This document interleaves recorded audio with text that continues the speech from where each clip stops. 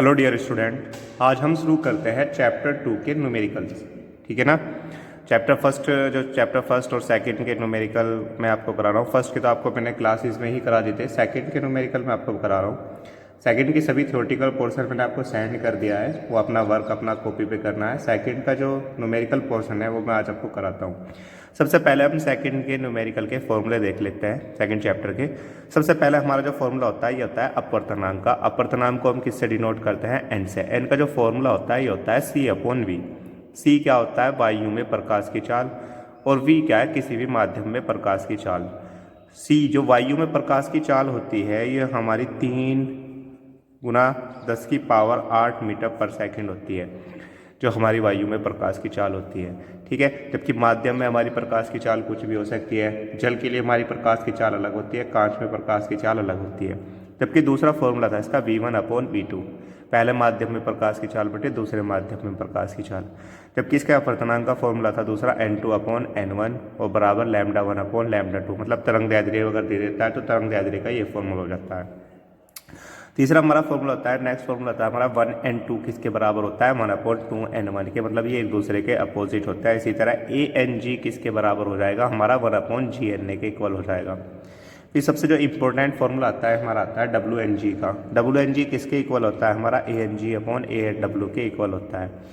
जहाँ एक फॉर्मूला और बनता है हमारा WNG बराबर किसके बताया मैंने? ANG upon ANW। कभी कभी वो W की जगह लिक्विड दे सकता है। लिक्विड मतलब कुछ भी फॉर्म हो सकती है, एल्कोहल कुछ भी हो सकता है लिक्विड फॉर्म में। तो यहाँ W की जगह सिर्फ हम L लिख देंगे तो LNG किसके बराबर हो जाएगा? ANG अपॉन ANL के बराबर हो जाएगा। N का एक फॉर्मूला हो गया हमारा वास्तविक गहराई बटे किसके? आभासी गहराई। वास्तविक जो हमें रियल में दिख रही है, आभासी मतलब जो हम आभास करते हैं। फिर N का एक फॉर्मूला और होता है, N बराबर होता है 1/sin C, जहाँ ये C क्रांतिक कोण है। ये C क्या है? क्रांतिक कोण। ठीक है। तो ये अपवर्तनांक और क्रांतिक कोण में हमारा संबंध है। N बराबर होता है 1/sin C। तो सबसे पहले न्यूमेरिकल की बात करते हैं। ठीक है। पहला न्यूमेरिकल क्या दिया हुआ है? पहले क्वेश्चन में क्या रहा है? 1.5 अपवर्तनांक वाले माध्यम। मान लिया कोई माध्यम दे रखा है जिसका अपवर्तनांक n की वैल्यू कितनी दे दी है? इसमें 1.5 दे दी है। फिर क्या कह रहा है कि माध्यम में प्रकाश का वेग ज्ञात करना है। माध्यम में प्रकाश का वेग ज्ञात करना है, v की वैल्यू निकालनी है। जबकि हमें पता है वायु में प्रकाश का वेग कितना होता है? 3 × 10⁸ मीटर पर सेकंड होता है। वैसे उसने क्वेश्चन में दिया हुआ है भी वायु में प्रकाश का वेग 3 × 10⁸ मीटर पर सेकंड। अब हम जानते हैं कि n बराबर किसके होता है? C upon V। v की वैल्यू हमें निकालनी है, तो यहाँ से v बराबर किसके हो जाएगा? हमारा C अपॉन n के। अब C सबसे पहले हमने C की वैल्यू पुट कर दी है 3 × 10⁸, n की वैल्यू कितनी है? 1.5। 1.5 से 3 को काटा 2 टाइम्स कट चुका है, तो 2 की वैल्यू कितनी आ चुकी है हमारी? 2 × 10⁸ मीटर पर सेकंड आ चुकी है। इसके बाद देखो हम दूसरा क्वेश्चन करते हैं। दूसरा क्वेश्चन बिल्कुल सेम ऐसा ही है। दूसरा क्वेश्चन को पढ़ लेते हैं। क्या कह रहा है? हीरे का वायु के सापेक्ष अपवर्तनांक 2 है, यानी कि n की वैल्यू दे दी है। यदि वायु में प्रकाश की चाल 3 × 10⁸ मीटर पर सेकंड है, v की वैल्यू दे दी है, तो हीरे में प्रकाश की चाल ज्ञात करवा रहा है, v की वैल्यू निकलवा रहा है। सेम क्वेश्चन फर्स्ट के जैसा ही आपको अटेम्प्ट करना है। ठीक है। इसके बाद हम क्वेश्चन नंबर 3 देखते हैं। क्वेश्चन नंबर 3 में क्या कह रहा है? क्वेश्चन नंबर 3 में कह रहा है कि जल का अपवर्तनांक 4/3 है। जल का अपवर्तनांक मतलब n की वैल्यू दे दी है 4/3। ठीक है। फिर क्या करा? जल के 500 मीटर लंबे स्तंभ, मान ले हमारा कोई जल का स्तंभ है। ये कितना लंबा है? 500 मीटर लंबा जल का स्तंभ है हमारा। ठीक है। ये जल का 500 मीटर लंबा स्तंभ दे दिया है। इस स्तंभ को पार करने में कितना समय लगेगा? ये पूछ रहा है हमारे से। इस स्तंभ को पार करने में प्रकाश को कितना समय लगेगा? पर मतलब प्रकाश को कितना समय, इसमें टाइम पूछ रहा है कि इस स्तंभ को पार करने में कितना समय निकला। अगर हम इस का अपवर्तनांक निकाल लेते हैं तो हम इसका समय भी निकाल सकते हैं। हमें पता है वायु में प्रकाश की चाल कितनी होती है? 3 × 10⁸ मीटर पर सेकंड होती है। हमें सबसे पहले हम इस जल में प्रकाश की चाल ज्ञात कर लेते हैं। जल में प्रकाश की चाल v बराबर किसकी हो जाएगी?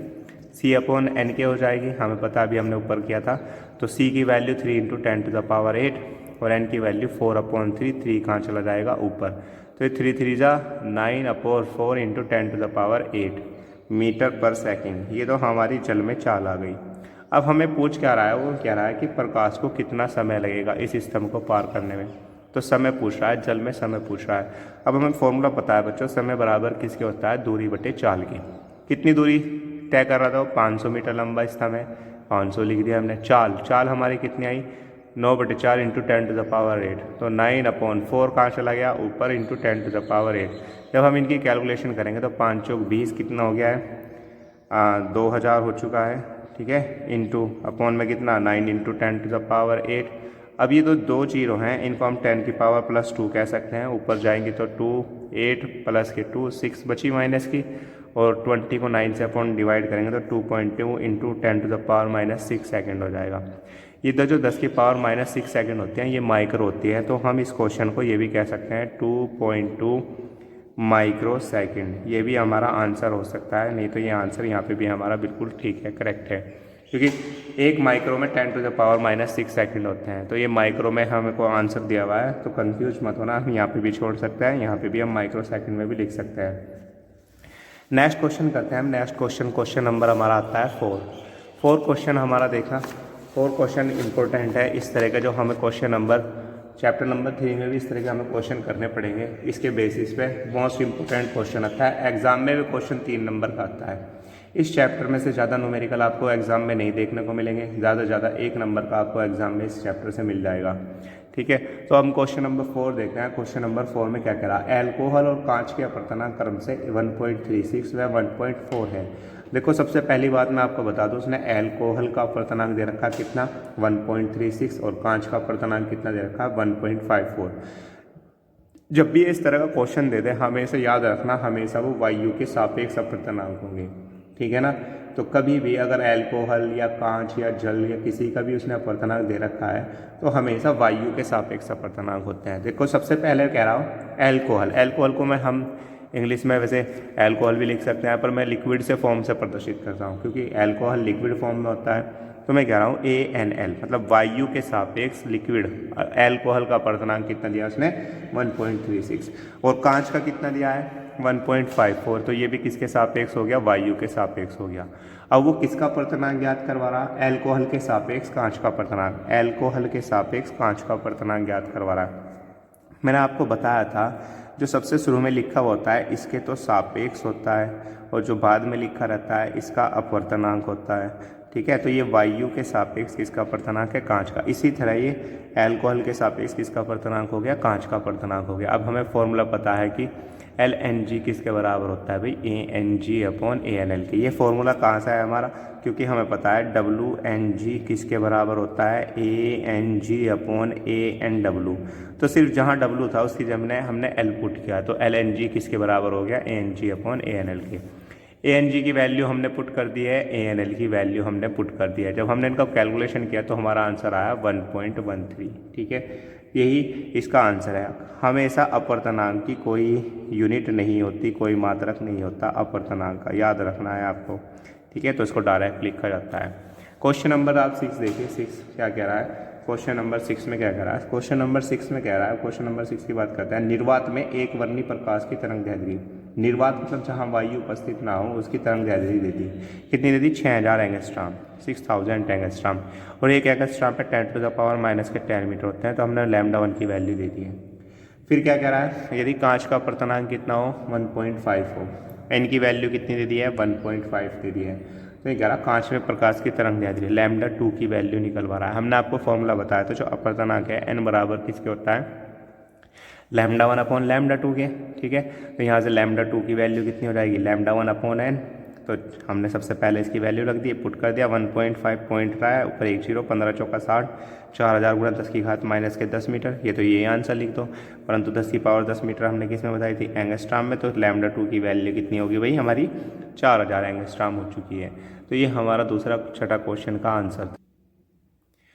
इसके बाद हम क्वेश्चन नंबर 7 देखते हैं। 7वें क्वेश्चन में क्या कह रहा है, पानी से भरे एक तालाब, कोई पानी से भरा तालाब है, एक प्रेक्षक ऊर्ध्वाधर दिशा में देख रहा है। मान लिया कोई तालाब है, उसमें यहाँ कोई प्रेक्षक मतलब कोई व्यक्ति है जो खड़ा हुआ है यहाँ पर, ठीक है। अब वो प्रेक्षक तालाब की ओर देख रहा है। तालाब की जब ओर देख रहा है तो उसे तालाब की गहराई 2 मीटर प्रतीत हो रही है। जैसे हम मान लेते हैं कि भाई इतना गहरा तालाब हो सकता है, इतना या नहीं, तो उसे कितनी गहराई प्रतीत हो रही है, 2 मीटर। तो ये हम तो आभास कर रहे हैं, तो ये हमारी कौन सी गहराई होगी, आभासी गहराई। कितनी हो गई, 2 मीटर। फिर कह रहा तो तालाब की वास्तविक गहराई ज्ञात करनी है, तालाब की वास्तविक गहराई ज्ञात करनी है, जबकि अपवर्तनांक दे दिया है उसने पानी का 1.33। अभी हमने फॉर्मूला बताया था, एन का जो फॉर्मूला होता है ये क्या होता है, वास्तविक गहराई बटे आभासी गहराई। वास्तविक गहराई हमें ज्ञात करनी है, ये आभासी गहराई इधर डिवाइड में थी, इधर मल्टीप्लाई में गई, तो एन की वैल्यू हमने पुट कर दी। आभासी गहराई 2 दे रखी थी हमारी, तो 2.66 हमारे जब मल्टीप्लाई करा तो कितना आया, 2.66 मीटर आया। इसके बाद क्वेश्चन नंबर जो 8 है ये अपना आप करना है आपको, सेम क्वेश्चन है इसी तरह से। इसके बाद हम क्वेश्चन नंबर बात करते हैं 11 की। क्वेश्चन नंबर 11 में क्या कह रहा है, क्वेश्चन नंबर 11 में हम बात करते हैं, देखो ये क्रांतिक कोण के क्वेश्चन है, ठीक है ना। तो n बराबर 1/sin c, मैंने आपको फॉर्मूला बताया था, sin c क्या होता है, क्रांतिक कोण होता है c। एक देखो जैसे क्वेश्चन नंबर 11 में कह रहा है एक पदार्थ का पूर्णांक √3 है। पदार्थ का पूर्णांक मतलब n की वैल्यू दे दी है √3। फिर क्या कह रहा है, इसके लिए क्रांतिक कोण का मान ज्ञात करना है। क्रांतिक कोण मतलब c की वैल्यू ज्ञात करनी है। अब हमें पता है n बराबर किसके होता है, 1/sin c। कन्फ्यूज मत होना बच्चों, वहाँ पे हमने c को पहले 3 × 10⁸ मीटर पर सेकंड लिखा था, वो वायु में प्रकाश की चाल थी, ठीक है। यहाँ ये c है, ये कैपिटल C है, ठीक है। c है, हम क्रांतिक कोण को भी डिनोट करते हैं। तो जब अगर क्रांतिक कोण को कह रहा है तो हमारी क्रांतिक कोण की वैल्यू कितनी होती है, c। तो हमें पता है n बराबर किसके होता है, 1/sin c का होता है, या sin c इधर लेके n बटे में लिया है, तो sin c बराबर किसके हो जाएगा, 1/n। n की वैल्यू कितनी है, √3, हमने यहाँ √3, तो sin c की वैल्यू कितनी आ गई, 1/√3। अगर हमें 1/√3 sin c में वैसे वैल्यू हमें पता नहीं है, फिर भी उसने एग्जाम कॉपी में दे रखी है हमें बुक में कि sin 35.3 की वैल्यू कितनी है, 1/√3 है, उसने हमें दिया है। अगर वो नहीं देता तो जो c की वैल्यू है ये sin इनवर्स कितना हो जाता है, 1/√3 हो जाता, ठीक है। तो उसने अगर यहाँ तो आंसर यहाँ पे छोड़ देते हैं, पर उसने हमें दिया है sin 35.3 किसकी वैल्यू है, 1/√3 की, तो sin c किसकी वैल्यू के इक्वल हो जाएगा, sin 35.3 की, तो c की वैल्यू कितनी आ जाएगी हमारी 35.3। तो यही हमारा आंसर है, ठीक है। जैसे अगर हमें आंसर हमें नहीं पता है कि sin 1/√3 किसकी होती है, तो हम यहाँ c बराबर sin इनवर्स 1/√3 लिख कर भी आंसर छोड़ सकते हैं। नेक्स्ट क्वेश्चन देखिए, नेक्स्ट क्वेश्चन में क्या करा, क्वेश्चन नंबर 13 में। क्वेश्चन नंबर 12 बिल्कुल सेम ऐसा ही है जैसे हमने पहले किया था, लिक्विड वाला किया था जो क्वेश्चन नंबर हमने, तो क्वेश्चन नंबर 4 के जैसा ही क्वेश्चन नंबर 12 है, ये आपको खुद अटैम्प्ट करना है, ठीक है ना। क्वेश्चन नंबर 13 की बात करते हैं, तो क्वेश्चन नंबर 13 में क्या कह रहा है, क्वेश्चन नंबर 13 में कह रहा है एक द्रव में प्रकाश की चाल 1.5 × 10⁸ मीटर पर सेकंड है। एक द्रव में प्रकाश की चाल v की वैल्यू दे दी है 1.5 × 10⁸ मीटर पर सेकंड दे दी है, ठीक है। तथा वायु में प्रकाश की चाल दे दी है, c की वैल्यू दे दी है 3 × 10⁸ मीटर पर सेकंड, 3 × 10⁸ मीटर। यदि एक प्रकाश किरण उस द्रव से वायु में प्रवेश करती है, प्रकाश किरण द्रव से किस में प्रवेश करती है, वायु में प्रवेश करती है, तो क्रांतिक कोण का मान ज्ञात करवा रहा है। क्रांतिक कोण मतलब c। अब c का हमने अभी फॉर्मूला पढ़ा था, n बराबर किसके होता है, 1/sin c के होता है। तो हमें c निकालने के लिए किसकी जरूरत पड़ेगी, सबसे पहले n की जरूरत पड़ेगी। तो सबसे पहले हम n निकाल लेते हैं। n कैसे निकालते हैं हम, n बराबर किसके होता है, c/v के, जो हमने पहले फॉर्मूला पढ़ा था। c की वैल्यू इसने हमें दे रखी है 3 × 10⁸, वायु में प्रकाश की चाल दे रखी है, और माध्यम में प्रकाश की चाल कितनी है, 1.5 × 10⁸ से 10⁸ कट गया, 1.5 2 या 3 होता है, तो 2 टाइम्स कट गया, तो n की वैल्यू हमारी कितनी आ गई, 2। हमें वैल्यू किसकी निकालनी है, c की। अब हमें पता है n का जो फॉर्मूला होता है वो हमारा कितना होता है, 1/sin c होता है, या sin c किसके बराबर हो जाएगा, 1/n के, और n की वैल्यू कितनी आई हमारी 2, तो sin c बराबर, और 1/2 साइन में किसकी वैल्यू होती है, sin 30 की वैल्यू होती है, तो हमने 1/2 की जगह कितना रखा, sin 30, तो जो हमारी c की वैल्यू आ गई कितनी आ गई, 30 डिग्री आंसर, ठीक है। तो ये क्वेश्चन आपको अपनी बुक में करना है। इसके बाद जो क्वेश्चन नंबर 14 है ये भी आपको करके देखना है, ठीक है। 14 ये आपको क्वेश्चन करके देखना है, तो जितने भी आप क्वेश्चन कर सकते हो ये इसके अटैम्प्ट करना है, ठीक है। कोई प्रॉब्लम आती है तो मुझे व्हाट्सएप पर मैसेज कर सकते हैं। ओके बच्चों, बाय।